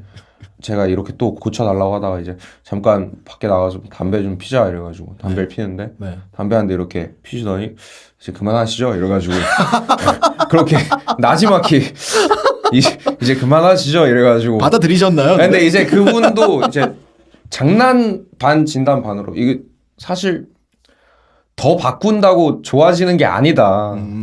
근데 그 정도 고쳤을 땐 이미 진짜 디테일에 진짜 미세한 차이라서 이 버전으로 내든 저 버전으로 내든 네. 문제 없는 상황이었어요. 그래서 저도 알겠다. 그럼 이건 이 파트는 이렇게 하고 다음 곡 이렇게 해보자 이런 식으로 했었던 기억이 있습니다. 그런 부분에서 저도 느끼는 거죠. 제가 괜히 마음이 찔려서 그런 게 아니고 진짜 고생하는구나 다 같이. 네. 그냥 고생하고 있는 거 아닐까가 아니고 진짜 고생하고 있구나. 네. 그런 데서 괴롭히면서 만든 앨범이라고 표현을 한 거죠. 그럼 역으로 네. 이렇게도 좀 여쭤볼게요. 그러니까 아무래도 내용적인 측면에서 쿤디판다님의 내면을 보여주는 앨범이다 보니까 늘 그렇지만요. 항상 네. 스스로는 또 얼마나 괴롭히셨는지도 궁금해요. 이 얘기를 해야 될까 말아야 할까부터 뭐 어떻게 풀어야 될까 뭐 그런 여러 가지 이야기들 중에 무슨 이야기를 할까 고를 때도 뭔가 그 감정이나 정서나 이야기를 좀 생각하고 작사를 하다 보면 사실 스스로 괴로울 수도 있잖아요. 네. 그게 사실 근데 저는 저를 괴롭힌다는 느낌은 딱히 들진 않는 게 제가 원래 이런 사람이고 제가 저 스스로를 분석을 맨날 하면서 살기 때문에 그게 어떤 괴로운 지점까지는 오지는 않는 것 같아요. 특히나 오히려 일상생활에서 제가 어떠한 저 스스로한테 불만이 있는 상황에서 또 이렇게 내가 이런 사람이고 막 이렇게 분석할 땐 괴로운데 네. 오히려 가사를 쓸 때는 오히려 가사를 씀으로써 해소가 되는 게 좀 있어서 저는 오히려 제 작사를 일종의 힐링 오히려 어떤 그 해방구 같은 네, 그런 거네요. 트라우마도 오히려 이 작사를 통해서 극복이 되는 것도 있고요. 다 되는 건 아니지만 네. 오히려 그런 것 같고 오히려 스스로 괴롭힌다고 느끼는 때는 평상시 가사를 안 쓸 때 제가 스스로 저를 계속 판단하고 네. 내가 지금 이렇게 행동하는 게 이런 거겠지 내 방어 기제 때문이겠지 이렇게 생각하는 게 오히려 괴롭죠. 어떻게 보면은 남들에게도 좋은 작품이지만 살기 위해 하는 거네요. 스스로가 작품을 낸다는 것 자체가요. 저는 랩을 안 했으면 어땠을지 사실 상상이 안 가요. 그래서 제 가사를 쓸 수 있다는 거에 너무 감사하고 네. 그렇습니다. 그렇군요. 네. 이 가로사옥이 사실은 저희가 뭐 워낙 이제 쿤디 판다님께서 가사적인 내용 측면에서 좀 두드러지고 또 이제 인정을 많이 받으시는 편이다 보니까 물론 랩도 당연히 인정을 많이 받으시지만요. 예, 뭐 그래서 아무래도 좀 프로덕션적인 차원에서의 얘기는 좀 경우에 따라서 조금 덜한 것 같기도 해서요. 그래서 장르적인 차원에서 좀 얘기를 해볼까 해요. 그래서 뭐 비양님도 있고 아이오와 뭐 언싱커블, 뷰티풀 디스코님 등이 이제 가로사옥 프로덕션에 참여를 하셨는데 사실 지난 커리어를 다 돌아봤을 때도 개인 커리어는 굉장히 좀 어떤 면에서는 얼터너티브하고 좀 전자음도 굉장히 많이 활용한 프로덕션을 많이 쓰시는 편인데 뭐 이런 어떤 프로덕션적인 측면에서 가로사옥을 좀 얘기해 본다면은 어떤 얘기를 좀 해볼 수 있을까요? 제가 좋아하던 음악들을 다 좀 콜라주해서 넣어놓은 작품이죠. 가로사옥이. 그러니까 사실 힙합이라고 하는 장르 자체가 다른 장르의 것을 다시 재창조해서 하는 게 많기 때문에 네. 대부분 요즘 나오는 힙합은 특히나 더더욱이나 정통 힙합이라고 하는 건 거의 없다고 저는 보긴 하는데요. 네네. 근데 제가 좋아했던 것들은 특히나 랩은 랩대로 힙합스러운 멋은 있지만 비트는 하나도 힙합스럽지 않은 걸 저는 되게 좋아했거든요. 근데 그러려면은 어떤 악기 구성하는 악기와 멜로디 라인과 이런 것들이 되게 좀 그런 걸 잘하는 프로듀서들한테 부탁을 해야 된다고 생각을 했고 네. 그런 부분에서 제가 늘 작업을 하고 싶어 했던 아티스트들을 부탁을 했죠. 그게 네. 이제 언싱커블님이나 아이오와가 그런 느낌이고 뷰티풀 디스코님이랑 비양 형은 이미 작업을 좀 네. 그런 부분에서 이미 작업이 성사가 되고 있었던 분들이고 네네. 그래서 오히려 어쨌든 그랬던 거죠. 얼터너티브 쪽에 가까운 게 저도 맞고 저도 이렇게 표현을 많이 하는데 쉽게 얘기를 하기 위해서 네. 쉽게 얘기하면은 어쩔 수 없죠. 어떤 면에서는. 네, 근데 얼터너티브가 실제로 어떤 장르의 이름은 아니잖아요. 이게. 그렇죠. 네. 그러니까 이건 그냥 취향인 것 같아요. 그 어떤 내가 얼터너티브함을 만들기 위해서가 아니고 네. 진짜 제가 좋아하던 음악들이 다 그런 느낌이에요. 네. 그래서 자연스럽게 그거를 부탁을 하게 된 사람들도 그런 음악에 대한 조예가 있으신 분들을 섭외를 한 것 같아요. 약간 지금 생각나는 음악가로는 가령 케이트라나다 같은 아티스트의 네. 비트에 랩을 하는 거를 좋아한다라고 이해를 해도 괜찮을까요? 그렇죠. 케이트라나도 지금 제가 얘기한 부분에 굉장히 큰 상징적인 아티스트죠. 이제는. 네, 그렇죠. 그리고 뭐 사실 그게 뭐 플라잉 로터스가 켄드릭 라마랑 작업을 한다 뭐 이런 것도 어떤 네. 예시가 될 수도 있고 타일러가 될 수도 있고요. 그게 그냥 그런 거 같아요. 그게 보면은 분명히 현존하는 음악의 어떠한 이론을 따라가는 건 맞지만 네. 한 장르의 정형화된 멜로디 라인을 쓰지 않고 정형화된 악기를 쓰지 않고 작법을 좀 바꾸고 네.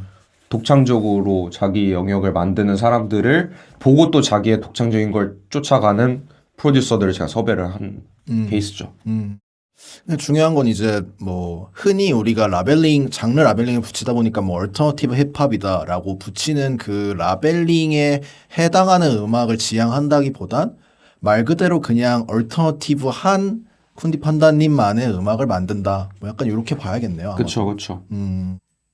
네. 근데 그게 이제 아무래도 최근에 이제 아무래도 서립 크루 분들이랑 활동도 많이 하시고 또 이제 서립 크루로 할 땐 또 네오 붐베비라든가 네네네. 여러 가지 어떤 좀 굉장히 어떻게 보면 클래시컬한 힙합 음악도 이제 하시는 편이라고 저는 알고 있는데 이해하고 있고 그렇게 네. 생각하고 있는데 좀 그런 비트의 랩을 할 때랑 이 가로사옥이나 혹은 재건축 같은 류의 앨범에 담긴 비트의 랩을 할 때랑 본인만의 스탠스나 혹은 애티튜드가 달라지는지도 좀 궁금합니다. 네. 달라질 수밖에 없는 것 같고 네. 근데 그게 어떤 그 앨범에서 제가 표현하고자 하는 성격에 좀 더 가까운 이야기 같아요. 그게. 그래서 재건축을 만들 때 이 화자를 제가 세팅을 해놨던 성격이 이랬고 네. 가로사옥은 또 저런 스타일이고 저 성격이 네. 설이 요즘 앨범에서도 막 그런 것들이 있고 그러니까 그게 사실 앨범마다 제가 정해놓은 이 쿤디 판다가 여전히 맞지만 네. 이 가사에서 얘기하는 쿤디 판다의 말투가 무엇이냐 그런 거 있잖아요. 네. 누구나 자기 기본 말투는 있지만 네. 좀 더 짜증나 있는 말투와 네. 조금 더 얌전하고 소극적인 말투와 이런 차이가 있는 것처럼 딱 네. 그 정도 차이 아닐까 싶어요. 그렇군요. 보통 이제 그런 것들을 얘기할 때 아마 보이스와 톤이라는 얘기도 많이 하는 것 같아요. 그러니까 보이스는 항상 그 사람의 변하지 않는 목소리고 그 사람이 화났을 때 나오는 톤과 뭐 그 사람이 슬플 때 나오는 맞죠, 톤과 맞죠, 맞죠. 그런 가변적인 요소들이 있는 것 같고 아마 그게 이제 뭐 작품별로 좀 다르게 반영된다. 뭐 이렇게 볼 수 있을 것 같습니다. 네. 네, 어쨌든 뭐 재건축 얘기 이어서 이제 가로사옥 이야기까지 계속 하고 있는데 이게 많은 어떤 트릴로지들이 있는데 이 트릴로지 중에서도 사실 트릴로지를 완성하려면 마지막 작품이 중요하잖아요. 그쵸. 그래서 뭐 반지의 제왕 같은 영화들도 영화 시리즈도 그렇고 마지막 작품이 항상 이제 어떻게 나오냐가 이 3부작의 완성도를 좀 결정하는 결정적인 작품이라고 볼 수 있을 것 같은데 어쨌든 뭐 수상을 하셨고 좋은 결과가 나왔는데 이 건축 3부작을 끝내고 나서의 쿤디 판다는 또 어떤 사람이 되어 있다고 보시는지도 궁금합니다. 네. 가로사옥을 만들면서 또 내적으로 성장을 많이 하기도 했어요. 사실은 가로사옥이 앨범의 테마가 결국은 나는 위로 가고 싶었지만 내가 위로 가려고 할수록 더 성숙해지면서 내 방향이 수직이 아닌 수평을 향해 가고 있더라. 네. 그러니까 결국은 인생이라고 하는 게 올라가는 것도 있겠지만 내 마음은 앞으로만 나아가는 것, 뭐 이런 이야기인데요. 그래서 그 세로와 가로의 네. 의미가 좀 있었던 건데 이 가로사옥의 마지막 트랙을 사실은 결론을 짓기가 너무 어려웠어요. 그리고 결국은 결론이 없다로 결론이 나오긴 했는데 이상적인 건 어떤 결론을 짓는 거였었던 거죠. 그러니까 내가 세상에 가지고 있는 욕심과 이런 것을 계속 쫓아갈 것이냐. 네. 쫓아가지 않고 내 어떠한 마음을 성숙하게 가지고 나의 길을 갈 것이냐. 뭐 이런 둘 중에 어떤 것이든 결론을 냈어야 됐다 생각하는데 네. 결국은 나온 결론은 이것도 좇고 싶고 이것도 좇고 싶은 내 이 혼란스러운 모습이 지금의 나이다. 뭐 이런 말장난에 가까운 결론으로 낼 수밖에 없었고 그게 실제로 어떤 뭐 앞으로의 저를 위해서 그런 게 아니고 진짜 솔직하게 제가 그런 사람이라서 아직 갈팡질팡하는 사람이라서 그랬던 건데 갈팡질팡을 알고 갈팡질팡하냐 아니면 모르고 갈팡질팡하냐에 큰 차이가 있었던 거죠. 근데 가로 사옥을 내기 전에는 모르고 갈팡질팡했다면 네. 이제 냈을 때는 나 이런 사람이니까 하고 좀 더 앞으로 어떤 방향으로 나아갈지에 대한 고민을 할 수 있었던 게 제일 큰 것 같고요.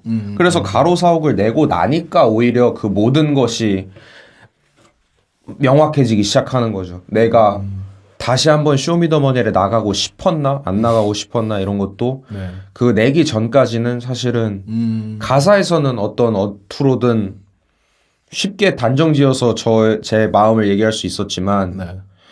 이제 가로 사옥을 쓰면서 제가 제 이야기를 정리를 해나가고 보니 네. 아니야 난 방송을 싫어한 게 아니야. 내가 방송에 뭐 쇼미더머니 5대 나왔다고 내가 방송을 막 방송이 싫고 미디어가 싫고 이런 사람은 난 아니야. 단지 내가 그런 거에 유명세 변하는 내 모습이 싫어서 그걸 경계한 거지. 뭐 이런 식으로 하다 보니까 오히려 방송에 대한 경계가 또 사라지면서 네. 아 그래 이제 가로사옥 냈으니까 쇼미더머니를 다시 한번 나가도 내 중심이 있을 수 있겠구나 이걸 알았던 그런 마음의 준비를 다 마인드셋을 바꾼 게 가로사옥의 작업 과정이었던 거죠. 그래서 실제로 어쨌든 쇼미더머니를 가로사옥 나오고 아마 나온 일주일 후에 아마 지원이 시작을 해서 네. 바로 지원하고 또 그 해 어쨌든 꽤 좋은 성적을 거뒀던 거죠. 그렇죠. 근데 좋은 성적을 거두고 나서도 바로 그 다음 해에 앨범 뭐 팀까지 다 합치면은 한 앨범 6장을 냈는데 그렇게 다시 음악으로 돌아올 수 있었던 어떠한 그것도 결국은 가로사옥 덕분인 거죠. 그렇군요. 뭐 약간 자아가 좀 더 완성되는 듯한 뉘앙스처럼 다가오기도 하는데 제 개인적으로는 그러니까 앨범을 듣다 보면은 사실 초반에는 뭔가 자조하거나 혹은 열패감이나 혹은 여러 가지 어떤 부정적인 감정이 되게 많이 있다면은 뒤로 가면 뒤로 갈수록 쿤디 판다 스스로가 스스로를 나 이제 이런 사람이야라고 알게 되면서 뭔가 좀 완성되고 그리고 결국에 집으로 돌아간다. 약간 맞아요, 네. 맞아요. 이런 느낌으로 느껴지기도 해요. 네. 사실 저는 그 과정이 있어서 좋고 이미 알고 있었는데 그걸 받아들이는 용기였을지는 모르겠는데 네. 적어도 지금은 제가 어떤 생각하는지 네. 나 진짜 나를 모르겠어 하는 상황은 없어요 지금. 그게 남한테 상처될까봐 말을 일부러 나 잘 모르겠어 이렇게 얘기한 경우는 있어도 네. 제가 어떤 감정을 다루는 방법이나 어떤 특정 상황이 됐을 때 이런 건 또 처음 겪어보네 이런 경우가 없거든요. 이제 네. 다 제 마음속에 제가 어떤 사람인지 알아서 그게 가끔 가다가 남한테 상처가 될 수 있어서 말을 안 하는 것뿐이지. 네, 그런 것 같아요. 그럼 그런 스스로를 알게 된 본인이 되게 요즘은 좀 마음에 드세요? 예전보다는? 뭐 마음에 들고 아니고를 떠나서 이제 유도리 있게 사는 법을 또 그 안에서 배우는 거죠. 왜냐면은 세상이 제가 원하는 대로 저만 다 표현하고 살 수는 없고 네. 뭐 그렇게 살 수는 있는데 제가 지금 또 엄밀히 따지자면 저는 사회적인 인간이잖아요. 네. 아예 혼자 사는 사람이 아니고 네. 친구들이 있고 회사 동료가 있고 크루가 있고 같이 작업하는 사람들이 있는데 그걸 다 표현하고 살 수는 없죠. 근데 이제 적어도 아까 얘기했던 것처럼 인지를 하고 우유부단하게 있느냐 네. 혹은 인지를 하고 내가 우유부단하기 위해서 지금 우유부단하느냐. 네. 그러니까 여유를 부릴 수 있는 게 제일 큰 것 같아요. 그리고 아직까지도 여유가 없는 상황들은 있거든요. 진짜 이거 빨리 문제 해결됐으면 좋겠다. 이런 상황 좀 싫다. 나 빨리 벗어나고 싶다. 이런 상황들이 늘 있지만 이제 가만히 생각해 보면 아직 버틸 수 있기 때문에 버티는 거구나 내가. 뭐 이런 것들 그런 게 좀 옛날이랑 차이가 있는 것 같아요. 그렇군요. 네. 요것도 이제 아까 재건축이랑 똑같은 질문을 드릴까 하는데 이거는 만약에 뭐 특별히 뭐 하실 말씀이 없으시면 패스하셔도 돼요. 뭐 똑같이 이제 가로사옥을 좀 처음 들어본다 싶은 사람에게 이 트랙을 꼭 들어봐라. 혹은 이 가사가 가로사옥의 정수다라고 할 만한 트랙과 가사가 있다면 말씀 주셔도 좋을 것 같습니다. 이거는 사실 어덜트 금고라는 트랙의 그 후렴 가사가 네. 너보다 앞서 있는 너는 없어 이런 가사가 있는데요. 네. 그게 좀 저한테 있어서는 되게 그쵸. 어덜트 금고라는 트랙 자체가 좀 되게 저한테는 그런 것 같아요. 네. 그리고 어덜트 금고 벌스 1의 마지막 가사에 네. 만약이란 단어는 역사에 없다 뭐 이런 가사가 있는데 네. 그게 이제 진짜 저한테 되게 제가 스스로 생각을 한 문장이지만 네. 그게 저한테 되게 좀 큰 도움을 많이 됐거든요. 네. 만약에 내가 이랬으면 어땠을까? 만약에 내가 저랬으면 어땠을까? 그 모든 마치 평행 세계가 실제로 존재한다는 듯이 구는 우리의 그 현재에 대한 불만족이 네. 뭐 있는 게 나쁜 건 아닌데 그런 걸 너무 과하게 생각할 시간에 지금 현재를 더 좋게 만드는 게 좋지 않나? 뭐 이런 그게 제일 핵심적인 것 같아요. 네. 알겠습니다. 원래는 쿤디 판다님 트랙 중에 이제 제가 말씀드린 마지막 트랙 집을 들으려고 했는데 네네. 어덜트 금고를 듣는 걸로 할까요? 그러면? 네, 좋습니다. 네, 알겠습니다. 그러면은 가로사옥 이야기를 좀 많이 나눠봤고요. 어덜트 금고 피처링 진보 듣고 오도록 하겠습니다. 쿤디 판다의 어덜트 금고 피처링 진보 듣고 왔습니다. 일단 재건축이랑 가로사옥 얘기까지 좀 이어가 봤는데 사실은 가로사옥 나온 이후에 나온 앨범들이 더 많아요. 맞아요. 그래서 뭐 오리지널 사가, 뭐 송정 맨션, 그리고 스포일드 차일드 균 같이 되게 여러 가지 앨범들을 정말 왕성하게 많이 내셨었는데 사실 첫 정규 앨범이 가로사옥 그리고 또 재건축 같은 경우도 상을 받았다 보니까 그런 어떤 긍정적인 얘기들, 전작에 대한 호평 같은 것들이 이 다음 앨범들 만들 때 좀 어떤 영향을 줬는지도 사실은 좀 궁금하거든요. 무게감으로 다가왔을 수도 있고. 네. 부담감이 당연히 있고요. 제가 그거를 신경을 쓰는 사람이라는 걸 받아들이기 시작을 했는데 네. 우선은 뭐 가로사옥을 내고 나서 쇼미더머니 나가고 나서 처음으로 발매했던 제 솔로 프로젝트가 모듬이었고요. 그 모듬은 또 어쨌든 간에 가사의 깊이보다는 조금 더 컨셉에 충실한, 물론 그렇다고 가사가 아예 깊이가 없는 건 아니고요. 제가 느꼈을 때는 제 딴에서의 어떠한 오락 앨범인데 그걸 냈을 때도, 내기 전에도 이제 고민을 많이 했죠. 이걸 낼 때 사람들이, 기존의 팬들이 이걸 듣고 뭐야 쿤디 판다 왜 이런 거 했어 이렇게 생각할 수도 있겠구나. 그리고 송정맨션을 낼 때도 좀 그런 생각을 많이 했죠. 특히나 어떤 완전히 100% 픽션이라고 생각하고 저는 쓴 앨범인데 네. 이 내용이 너무 좀 크리피한 부분들을 끄집어내다 보니 이게 쿤디 판다 왜 이런 얘기하지 이렇게 생각할 수도 있겠구나. 또 균 낼 때도 균이 이제 어쨌든 앨범에서 좀 짓궂은 이야기들도 하고요. 네. 제 이야기지만. 그리고 쇼미더머니 때 저를 좋아했던 쇼미더머니의 제 모습을 좀 100%로 부정하는 이야기들이 있어서 이걸 냈을 때 그 사람들한테 어떤 나를 그냥 있는 그대로 좋아해 주는 건데 그걸 부정하는 꼴이 아닐까 뭐 이런 고민들. 그러니까 늘 있었던 거죠 어떻게 보면. 근데 늘 있었지만 결국은 그렇다고 낼까 말까의 고민을 제가 하고 있었냐 하면 네.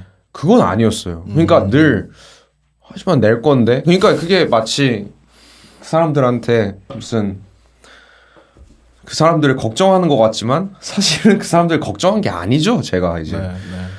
어떤 난 이럴 건데 니들이 알아서 받아줘야 될 텐데 이런 생각이었던 거죠. 어떻게 보면. 네. 그게 조금 그쵸. 그러다 보니까 이제 생각을 한 게 내가 이렇게까지 계속 다양하게 뭘 하고 싶은 이유가 뭘까? 네. 사실 이유가 없거든요. 그냥 저는 이런 것도 좋아하고 저런 것도 좋아하니까 내가 이런 스타일로 이렇게 다 해야겠다 해서 지금 쿤디판다 가지고 있는 쿤디판다 디스코그래피에 송정맨션을 좋아하는 사람은 모듬을 싫어할 수도 있고 모듬을 좋아하는 사람은 뭐 균이 싫을 수도 있고 이렇게 되는 게 네. 어떻게 보면 제가 원했던 이상적인 방향이었던 것 같아요. 그리고 지금 준비하는 것들도 진짜 더더욱이나 사람들이 얘 이런 걸 했다고 이렇게 생각하는 것들을 준비하고 있거든요. 네.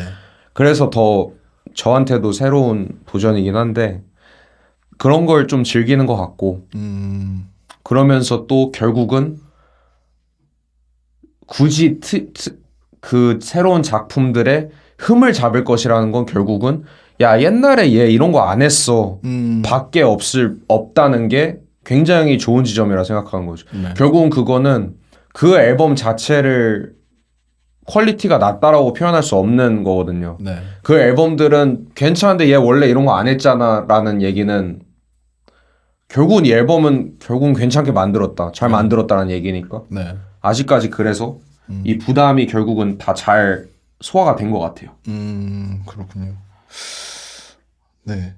사실 저는 개인적으로는 아무래도 3부작이 굉장히 그 내면의 패부를 드러내는 앨범들이었다 보니까 어떻게 보면 좀 쿤디판다라는 아티스트가 스스로 좀 되게 자유로워졌다? 그래서 시리즈보다는 그냥 단편으로 이제 여러 컨셉을 좀 시도하고 되게 스스로를 옥죄던 어떤 족쇄를 하나 풀었다라는 느낌도 사실은 들었거든요. 네. 맞아요.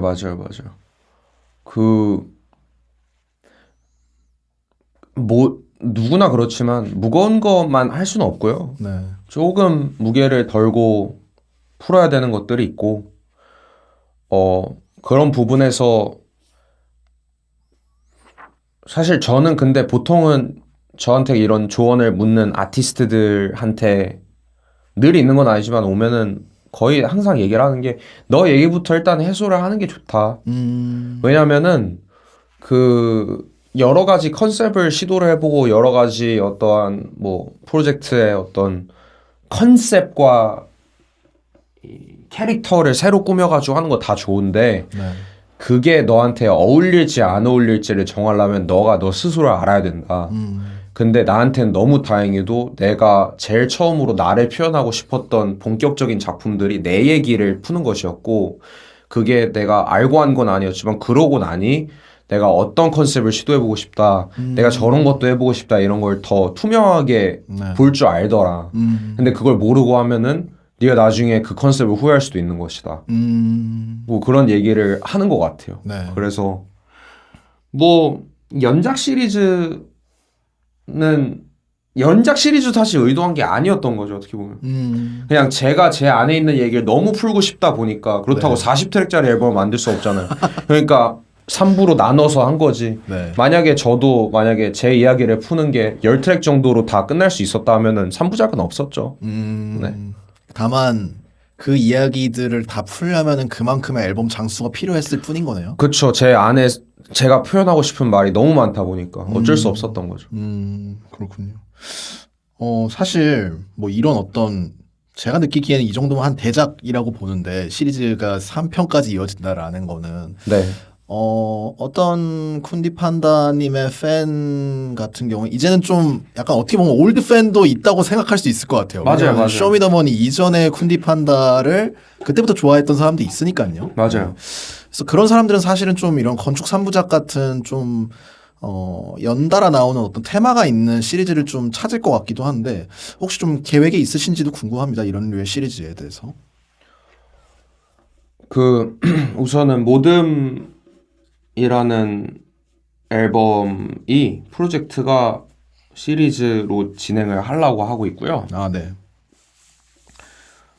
그리고 사실 이렇게 공식적인 시리즈는 잘 모르겠는데 계속 제가 쓰는 가사들이 다른 작품에서 제가 썼던 내용에 이어져서 나오는 경우가 많더라고요. 네. 그래서 그렇게 이어져서 써질 때 너무 사실 다른 곡이잖아요. 이 네. 전혀 다른 곡에 연장선으로 이걸 쓰는 게 말이 좀 연결이 안 되니까 그 곡에 있는 어떤 요소를 제가 또 끄집어내서 제가 저를 인용하기도 하고 이런 경우가 좀 있는데 네.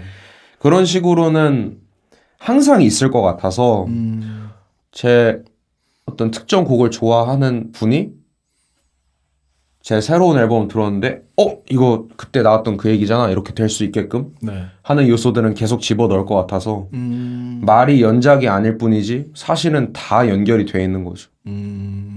그럴 수밖에 없기도 해요. 제가 아예 뭐 새로운 사람이 되거나 네. 아예 저라는 사람의 아이덴티티를 버리고 뭔가 하는 게 아니기 때문에 네. 이 쿠니판다의 디스코그래피를 되게 빠삭하게 알고 있는 사람이면은 이거 이렇게 연결되지, 저거 저렇게 연결되지, 이거 이 다음에 이 얘기구나 라고 알아서 약간 느낄 수 있겠네요. 네. 맞아요. 그런 친구들이 가끔 가다가 그런 걸 이제 그 찾아냈다라는 그 즐거움에 댓글을 그렇게 좀 알려주거든요. 그럼 네. 이거 전에 이런 곡에 나왔던 그런 거다 이러는데 그게 되게 좀 뿌듯해요. 그게 그치 그거 맞는데 이거 알아보긴 했구나. 너무 다행이다 이 생각했죠. 그 본인의 뭐 어떤 그 팬이 뭐 한 100 정도 있다고 하면은 어느 정도 그것을 좀 알아봐주고 좋아하는 것 같아요. 네. 뭐 쿠니판다 여러 면모를 좋아할 거 아니에요. 뭐 약간 쇼미더머니에서의 모습을 좋아하는 사람도 있을 거고, 혹은 그런 어떤 딥한 모습을 좋아하는 사람도 있을 텐데. 100명이면 한 5명도 안 될 거예요. 그렇게. 아. 왜냐하면 그거는 이제 저라는 사람을 어떻게 좋아하냐 이것도 정해진 답도 아니지만 네. 그거는 결국은 얼마나 그 사람이 오타쿠 같냐 이런 거랑 관련이 돼 있어서 저는 심지어 그런 사람이라서 제가 아는데 그런 사람 드물거든요. 저는 사실 되게 다른 래퍼들이랑 조금 많이 차이가 있다면 네. 저는 제가 좋아하는 래퍼들의 공연에 더블링을 다 칠 수 있을 정도로 가사를 빨리 외우고 가사를 다 알고 있고 네. 좀 그 가사에 몰입을 하고 네. 근데 그런 사람은 래퍼들 중에서도 드물거든요. 그러니까 막 제가 만나고 가사가 너무 재밌어서 만나고 싶었던 래퍼가 있는데 그 래퍼랑 대화를 하게 될 때 그 사람들이 좀 놀라는 거는 네. 자기가 하는 얘기들에 빗대어서 제가 이제 어떤 얘기를 하고 있는데 이게 이 사람이 전에 내가 좋아하던 이 사람 벌스에서 했던 이야기야 하면 저는 그렇게 물어보거든요. 네. 네. 아 그러면 저번에 이 벌스에서 그렇게 쓰신 가사가 지금 얘기한 내용이랑 좀 그런 거냐. 네. 네. 네. 그러면 이제 이분들은 당황을 하는 거죠. 아. 그렇게까지 뭐 자기네들도 그렇게 연결지어서 생각 안 하는데 네. 너 그렇게 연결지어서 생각하는 어떻게 보면 진짜 한국 힙합의 팬일 수도 있는 거고 그 자세가 근데 그걸 안 한다고 그 사람의 음악을 막 싫어하고 이런 것도 아니기 때문에 네. 네. 네. 제 주변 모든 사람들은 저처럼 그렇게 가사를 다 알고 있진 않거든요. 네. 그런 좀 차이가 있죠. 그렇군요. 네. 지금 이제 뭐 다른 작품에 대한 이야기들도 좀 여러 가지 나누고 있는데, 사실 이제 쿠니판다님의 지난 전작들에 관심을 가지신 분들도 있겠지만, 앞으로 어떤 작품을 낼 것인가를 관심 가지시고 또 이제 유심히 지켜보시는 분들도 있을 것 같아요. 그래서 이제 또 20대 후반에 접어드신 걸로 알고 있어서 네. 또 이제 이 시기에는 어떤 앨범 혹은 이제 어떤 이야기들을 또 준비하고 계신지 뭐 그래서 당장 이제 뭐 올해나 내년에 발매될 앨범도 좋고요. 혹은 이제 나름대로의 어떤 활동의 방향이랄까요? 뭐 이런 거에 대해서 말씀 주셔서 좋을 것 같습니다. 우선 어디 가서 이렇게 공식적으로 얘기를 하는 거는 어쩌다 보니 처음인데요. 최근에 뭐 인터뷰를 하거나 이럴 일이 없어서 그 모든 2번째 시리즈를 작업을 하고 있고요. 그리고 또 다른 싱어송라이터랑 마치 송정맨션처럼 그런 유닛으로 하는 프로젝트가 하나 있고 그리고 제 개인적으로 생각하고 있는 제 개인적인 어떤 작품이 세 가지가 있는데 네. 그 3가지의 어떠한 화법이 그 전작들이랑 좀 많이 다를 것 같고요. 남은 20대와 이제 말씀하신 것처럼 20대 후반에 할 수 있는 게 분명히 20대 초반에 저랑 좀 많이 다르다고 느껴요. 네. 그리고 그게 뭐 통상적으로 모든 사람들이 그런 건 맞지만 따지고 보면은 다른 누군가의 27이랑 제 27이랑 많이 다르다고 느끼고 네. 제가 저도 모르게 제 이야기를 쓸 때 27이 절대 늙은 나이가 아니지만서도 이미 씬에 들어와 있는 뼈 굵기로는 굉장히 굵더라고요.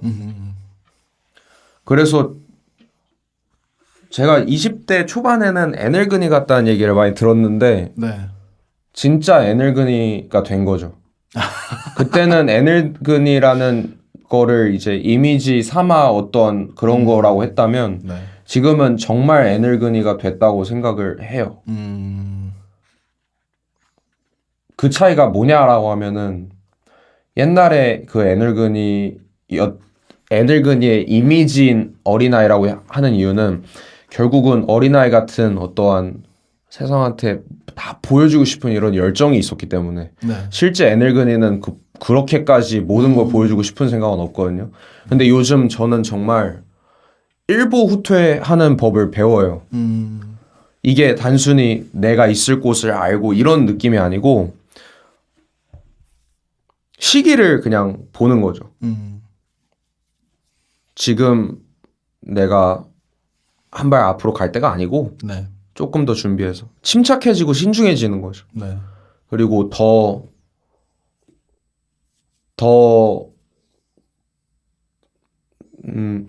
공격적인 시선은 똑같은데 세상을 보는 시선은 공격적인 건 맞는데 네. 뭔가 무작정 싫어하려고 안 하는 것 같아요. 불만보다는 좀 더 정확하게 관찰하고 여기에 있는 문제가 무엇인가, 이 문제가 나한테도 해당되는 것인가 이런 어떻게 보면은 똑같이 또 자기 객관화 이야기인데 네. 조금 더 업그레이드된 객관화를 지금 겪고 있어요, 제가. 아. 네. 네, 네, 네. 그래서 좀 사람 성격도 좀 달라지는 것 같고 그런 뭔가 바뀌고 있는 페이즈 2라고 저는 얘기하는데 쿤디판다 페이즈 2. 오. 네. 페이즈 2의 쿤디판다가 애초에 멘탈 자체가 다르기 때문에 네. 나오는 앨범들은 분명히 성격이 달라요. 네. 네. 그런 거를 좀 상상을 하고 있어요. 그렇군요. 되게 많은 것들이 계획이 돼 있는 것처럼 느껴지네요. 뭐 지금 우선은 올해는 하나 나오긴 할 것 같아서. 네. 당장 지금 말씀해주신 작품만 해도 한 거의 뭐 3개에서 4개는 되는 거 아닌가요? 그렇죠, 제가? 그렇죠. 네. 역시 왕성하신 허슬러십니다. 네. 네, 이제 좀 마무리를 하려고 하는데 오늘 사실은 뭐 재건축 가로사옥 얘기도 했지만 사실 뭐 쿤디판다님의 어떤 가치관 혹은 이제 뭐 음악적인 세계 혹은 내면적인 얘기도 되게 많이 한 것 같아요. 그래서 네. 어쨌든 그래도 오랜만에 좀 수상의 영광을 좀 안겨다준 전작에 관한 얘기를 좀 했는데 오늘 좀 함께 하신 소감 있으시면은 말씀 주시면 좋을 것 같습니다. 네. 이게 사실 이 인터뷰 콘텐츠에 조금 반대되는 이야기일 수도 있는데요. 아이러니하게도 결국은 제가 지금 제 작품 중에서 제일 좋아하는 앨범은 균이거든요. 근데 균은 또 수상을 한 경험이 없는 앨범이에요. 네. 그러니까 제가 느꼈을 때 아까 맨 처음에 얘기했지만 수상이라고 하는 게 받는다고 나쁠 게 아니고 기분 좋게 받으면 되는 것이지만 네. 못 받았다고 어떤 그 해 자기 앨범이 자기 스스로 가치를 더 깎아내리고 이런 일을 좀 많이 봐왔어요. 그러니까 다른 아티스트들이 뭔가 자기 작품을 낼 때 당연히 그런 상상을 하는 건 저는 좋다고 생각해요. 뭐든지 상상하고 기대고 더 열정을 어딘가에서 증폭시킬 수 있는 어떤 환상이 있다면 저는 다 좋다고 생각하지만 네. 결국은 상은 1년에 한 명밖에 못 받잖아요. 네. 그러면 그걸 못 받았다고 해서 자기 세상이 무너지거나 자기가 영혼을 갈아서 넣은 앨범을 나 상 받으려고 앨범 만들었는데 혹은 이 앨범 저런 게 상 받고 내 건 못 받고 세상 망했어 이런 식으로 생각하는 걸 저는 그만둬야 된다고 생각하는 거죠. 아티스트들이 조금이라도 그러니까 서운할 수 있고 근데 결국은 자기 앨범은 음악으로 좋은 거잖아요. 자기 음악으로 좋으니까 낸 거잖아요. 네. 근데 거기서 상을 받던 안 받던 그거는 큰 건 아니라고 생각해요. 네. 그래서 저도 만약에 그렇게 생각하고 지금도 사실은 코어 팬들한테 쿤디판다의 코어 팬들한테 가로사옥, 재건축, 균 뭐 이런 앨범들 중에서 뭐가 제일 좋냐면 가로사옥이 그래도 제일 많아요. 거의 균이랑 가로사옥이 반반이긴 한데 네. 근데도 균이 그걸 넘진 못했거든요. 전반적인 스코어를. 네.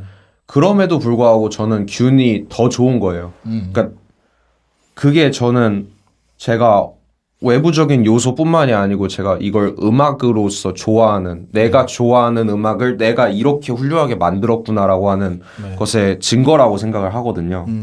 그래서 이 인터뷰를 나오겠다고 했을 때도 제가 사실 좀 얘기를 하고 싶었던 부분은 쿤디판다가 상을 받아서 기분이 좋지만 그게 끝이 아니다라는 걸 좀 얘기를 해주고 싶었던 건 있는 것 같아요. 다른 아티스트들이 자기 음악에 애정을 더 가졌으면 좋겠어요. 그리고 1년 저희가 1년을 정해놓은 이유가 당연히 있지만 그래도 자기 앨범이 1년에 어떠한 그리고 외부적인 수확이 없다고 하더라도 다음 해에 그냥 폐기물이 되거나 유통기한이 지나는 게 아니라고 저는 생각하거든요. 음악이. 그래서 더 너무 막 시간의 흐름이 너무 점점 빨라지고 있지만서도 너무 자기 음악을 그냥 이번에 묻혔으니까 이거는 뭐 이렇게 생각 안 했으면 좋겠어요. 그냥 조금 뭐 그렇잖아요. 앨범 냈는데 만약에 올림픽 때면은 어떤 음악도 사실은 관심이 없거든요. 네. 근데 올림픽 때 발매가 잡힌 거예요. 예를 들어서 네. 좀 유명세가 없는 아티스트가 네네. 그랬을 때 그 사람이 그냥 그거에 낙담하지 말고 올림픽 이후에도 그냥 그 앨범을 그냥 홍보하고 다니고 그냥 여기저기 들려주고 다니고 했으면 좋겠어요. 시기가 지난다라고 하는 게 저는 너무 점점 아티스트들한테 가혹한 말 같거든요. 나중에는 지금도 그러잖아요. 12시 발매가 오후 6시 발매되면은 아예 없어지잖아요. 네. 거의 없어지잖아요. 네. 그런 거를 아티스트들 자체도 그렇게 여유 없게 자기 음악을 대하지 않았으면 좋겠어요. 그 생각을 좀 했습니다. 네. 아무래도 어떻게 보면은 그런 말씀을 하실 수 있는 쿤디판다님이고 또 여유가 어느 정도 있는 사람이니까 오히려 더 역으로 상을 받게 되신 게 아닌가라는 생각도 좀 어느 정도 드네요. 그럴 수도 있죠. 네. 네, 알겠습니다. 일단은 마지막까지 얘기를 나눠봤는데요. 조금 전에 스포츠차일드 균의 앨범에 대한 뭐 가로사업과의 어떤 일종의 컴패리즌 같은 거를 좀 얘기를 해주셨는데 오늘 또 이제 저희 그 들으시는 분들을 위해서 준비하신 라이브가 있다고 하고 또 그 라이브가 이 균이라는 앨범이랑 관련되어 있는 걸로 알고 있어요. 어떤 곡 오늘 들려주시기로 한 건가요? 그게 로튼 토마토라는 또 균의 마지막 트랙인데 로튼 토마토가 사실 또 평단이잖아요.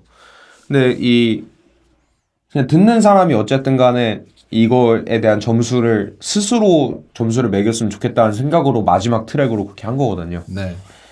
그래서 뭔가 딱 이 인터뷰의 어떠한 컨셉이랑 제일 잘 맞지 않을까 해서 갖고 왔습니다. 네. 알겠습니다. 그러면 오늘 쿤디판다님의 로튼 토마토 라이브를 들으면서 자리 마치도록 하고요. 오늘 KMA 애프터 20는 여기서 마치도록 하겠습니다. 다음 편에는 다른 아티스트, 다른 호스트와 함께 찾아뵙도록 하겠습니다. 지금까지 1일 호스트 한국대중음악상 선정위원 김정원 그리고 게스트 쿤디판다님이었고요. 계속해서 많은 기대와 관심, 사랑 부탁드립니다. 감사합니다. 감사합니다.